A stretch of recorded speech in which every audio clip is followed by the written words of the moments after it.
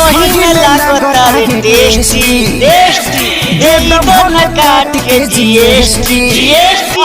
तो यही बात के तो इंतजार था रे भैया के आगे कौन टिकी रे बा केकरो औकात नहीं खे खेसारी लाल यादव को झुका दे कैसे तो कहल बा पत्थर के कतनो पीसी केहू तो मैदा ना होई और खेसारी के कोई झुका देवे ऐसा कोई भी पैदा ना होई।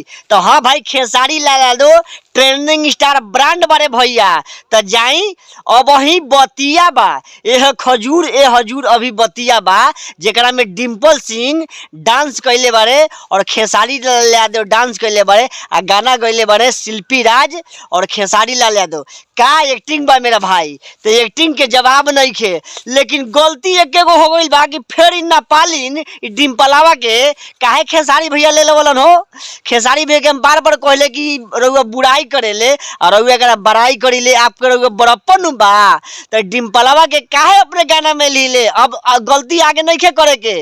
तो लव ही खेसारी भैया इसी तरह रेलते रहिए। सबको विरोधियों को छाती फट रहा है आपका व्यूअर्स और लाइक्स और थी देख करके कमेंट विरोधियों का छाती फट रहा है। तो लव ही खेसारी भैया इसी तरह रेलते रहो विरोधियों को आपका गाड़ी चलता रहे। तो मेरा भाई मेरा वीडियो अच्छा लगे तो मिनी किंग ब्लॉग को चैनल सब्सक्राइब करते रहिए हमें से जुड़ जाइए ताकि अगला वीडियो देंगे तो तड़ाक दिन आपके ऊपर जाएगा। Thank you so much.